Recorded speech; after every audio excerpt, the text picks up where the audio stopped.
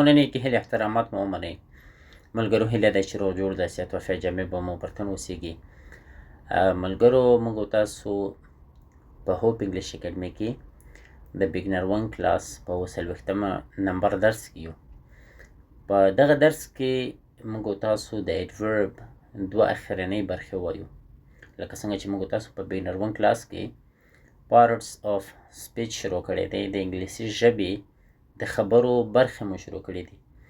نو موږ او تاسو نن د ایډورب دوه اخرنۍ برخې وایو چې بیا موږ او تاسو پریپوزیشن ته ځو.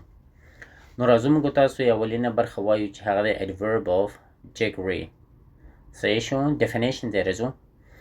Adverb of degree is used to give information about the extent or degree of something. صحیح شو؟ Adverb of degree is used to give information about the extent or degree of something. دا موږ تاسو په انګلیسي کې تعریف وویلې، راځئ موږ تاسو په پښتو کې تعریف وو. په پښتو کې داسې تعریفېږي: د درجې یا انداز قیدونه.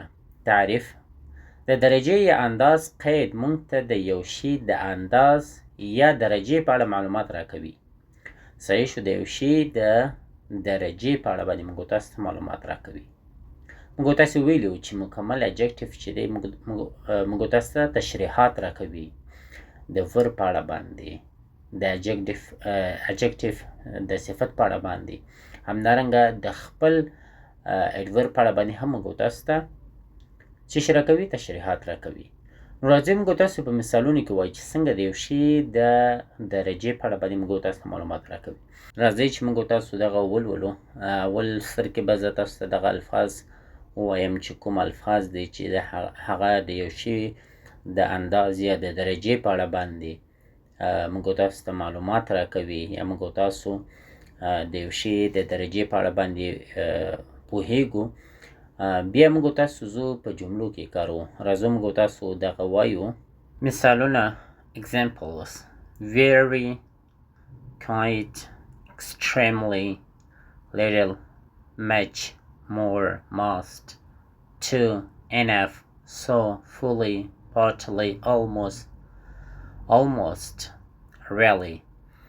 دغه adverb of degree دی چې موږ تاسو ته د یو شي د درجې په اړه باندې معلومات راکوي چې یو څه په کوم انداز کې، مثلا په کم انداز کې، ډېر انداز کې، مطلب د یو شي د درجې په اړه باندې موږ تاسو پوهوي. صحیح شو؟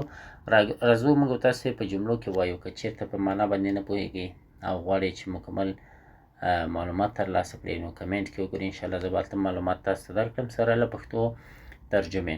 نو راځو اوس موږ تاسو په جملو کې وایو. څلور جملې مې درته ولیکلې. دغه جملې چې تاسو زده کړئ انشاءالله چې سر به مو ورباندې خلاص شي. This problem is very serious. This problem is دغه مشکل دی very serious، ډېر سیریس. صحیح شو؟ کم سیریس نه دی، مطلب ډېر سیریس دی. دا مطلب چې موږ تاسو ته د یو شي درجې په اړه باندې غږیږي، نو دلته موږ تاسو ته درجه څه شي ښیي؟ ډېره. صحیح شو؟ چې یعنې دغه مشکل ډېر جدي دی. صحیح شو؟ بل مثال ته موږ تاسو راځو. نو په دغه اول مثال کې very څه شو؟ د قید د انداز قید و. صحیح شو؟ یا adverb of degree و. Solution to this problem is quite important. صحیح شو؟ حل و دغه مشکل ته بالکل مهم دی. صحیح شو؟ یعنی 100% مهم دی. د دغه مشکل حل کول 100% کې مهم ګڼل کېږي، مهم دی. صحیح شو؟ نو دلته موږ تاسو ته quite دا مطلب چې بالکل یا 100% موږ تاسو معنا کولی شو. صحیح شو؟ دا quite adverb of degree دی. بل مثال ته راځو. The teacher is extremely angry today. extremely فوق العاده ته ویل کېږي، مطلب دا چې بیخي زیات. صحیح شو؟ The teacher is extremely angry today.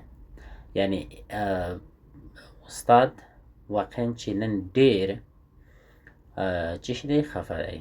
نن ورځ استاد ډېر قهرېدلی دی. د لغوي معنا ده. صحیح شو؟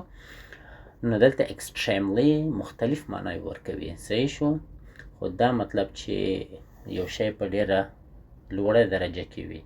د استاد قهر دلته موږ تاسو ته داسې بیانوي چې مطلب ډېر قهرېدلی دی. صحیح شو؟ آخري مثال ته راځو. The questions are too easy. The questions are too easy. سوالونه ډېر اسانه دي.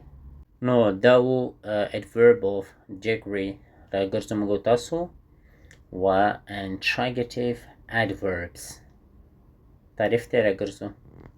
Definition: Interrogative adverbs are used to ask questions. دا تعریف دی. short definition دی. ګوره interrogative adverbs دا چې تاسو معنا کړئ نو په دې باندې ستاسو مکمل سر خلاصېږي چې تعریف ته هېڅ په پښتو کې ضرورت هم نشته. Interrogative adverbs پوښتنیز قیدونه. صحیح شو؟ یا سوالیه قیدونه. are used استفاده کېږي to ask questions د دې لپاره چې پوښتنې وشي. سوالونه وپوښتل شي. they are هغوی دي یا دغه پوښتنیز سوالونه چې دي پوښتنیز یا سوالیه قیدونه چې دي هغه کوم دي؟ when کله where چیرته how څنګه why ولې how often څنګه مطلب یو شی چې پیښیږي. صحیح شو؟ څنګه وپېښېدل یا څنګه وشو. ښه موږ تاسو راځو دغه په مثالونو کې وایو interrogative adverbs. when will you come. when کله څه وخت will you come تاسو به راشئ. صحیح شو؟ تاسو به کله راشئ. دوهم ته راځو. د ځای په اړه باندې پوښتنه کوي. where do you live. تاسو چیرته اوسیږئ. دریم مثال ته راځو. how څنګه. how do you work in shop. تاسو څنګه په دکان کې کار کوئ. دریم ته راځو. why are you late. تاسو ولې ناوخته راځئ. صحیح شو؟ نو دا و د نن ورځې درس ملګرو.